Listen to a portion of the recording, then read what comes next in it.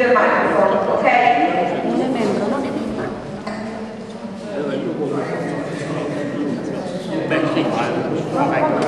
Now we start the discussion is open after Mr. Pegulas introduced the subject. Thank you very much.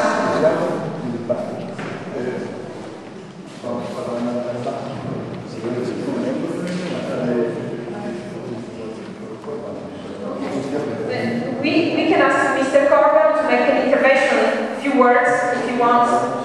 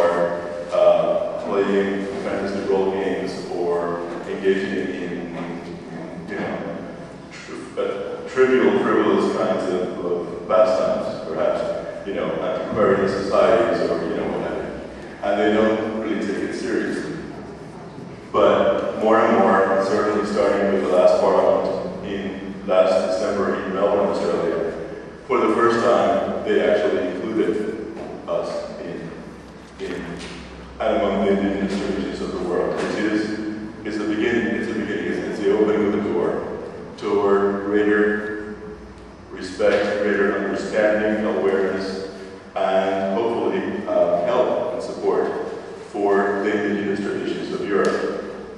And I have to tell you that being here with you this weekend, I am deeply moved and very heartened to see so many of you here from so many different countries in this continent that are trying to do this work to either maintain your traditions or recapture and reconstruct your ancient traditions. So I think that I'm sorry I came in late this morning, so I missed a little bit of the dialogue. But from some of what I heard, you were talking about political problems and so on, which is obviously a big issue that you have to deal with in Europe, and especially in countries such as Italy that have long been dominated by the Catholic Church. The Parliament can certainly be a vehicle for some of those things to be addressed, and they are beginning to be addressed. The Catholic Church does not control the Parliament of the world's religions. It's one of many religions among men. They're very important, they have a lot of influence, but they don't run things. And there's a lot of voices, even from other Catholics, who are more liberal Catholics, and certainly from other Christians, and even from liberal Muslims and liberal Jews that attend the Parliament. And certainly the indigenous peoples of the world who would surely stand in active support of the indigenous traditions of Europe. I think in time that could become a resource for you to be able perhaps to make some changes happen in Europe, perhaps through the intercession of the European Union. But the Parliament can be a vehicle for social change, for legal change, for cultural change. And so it's a resource that you have available to you. As I mentioned last time, there is a possibility, not a certainty, but a possibility that the next Parliament could be Brussels in 2014. We don't know that. We won't know that until next spring.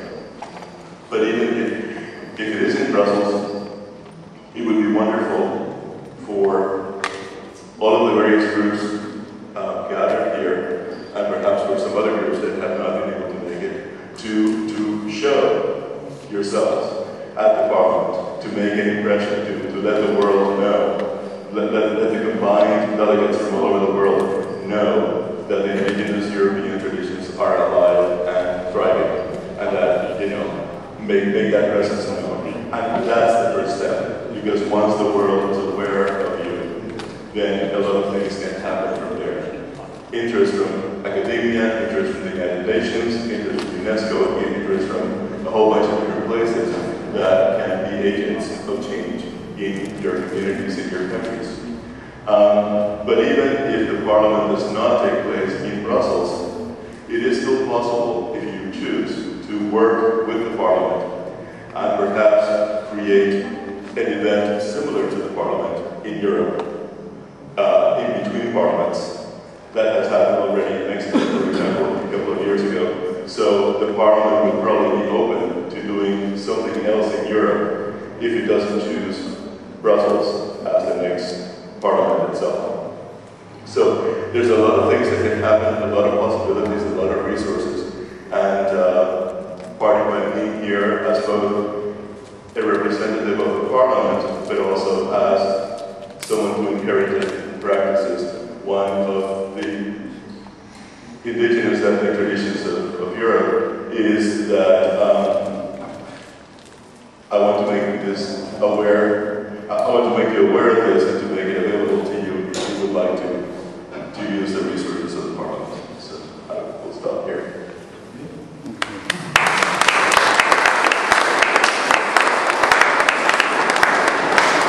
Thank you very much for your invitation to cooperate and have connection with the Parliament of the region.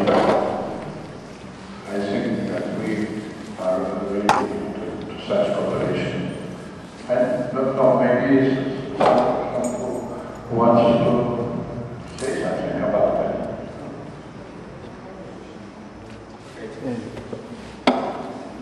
Yes, okay. Please.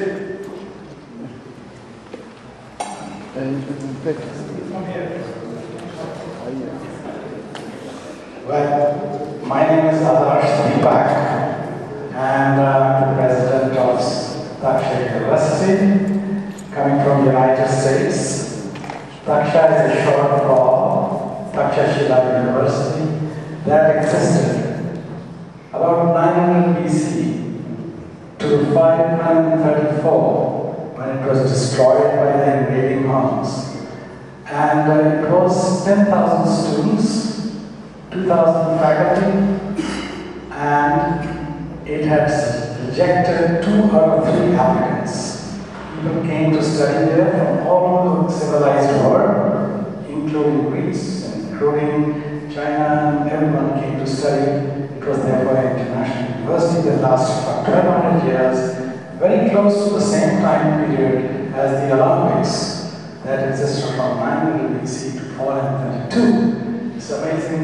One was the center for the brawn, excellence of the brawn, the other became the center for excellence of the brain or something. Mental yoga was developed there, other things. But anyway, that's short. What I wanted to do was to mention, I applaud what you've done, I support ECER, what you have done, but I want to mention that lots of words that we have in Sanskrit, for instance, are prevalent in all the languages here, that you need to have your own vocabulary, own glossary. It's very important.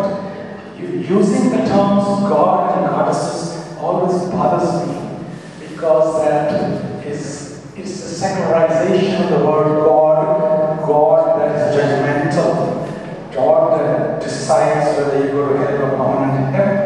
That's why I'm concerned. But use the word Theos, which you have, which is very close to the word Devas in Sanskrit, which are the forces that give you welfare.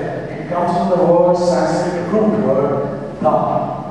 Dhan is giver, donator, like mother is called mother in India, Mata Devi, Matra Devi. Father is called Pitra Deva, means given only on one side, never wanting in return. That is why we call the father and Agni, etc. I just need to mention to you, use your own, develop your own vocabulary. That's very important.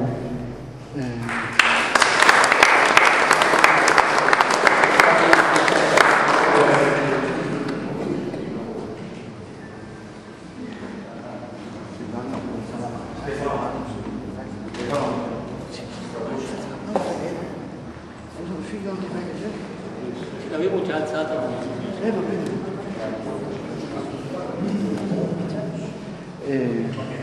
No, vabbè.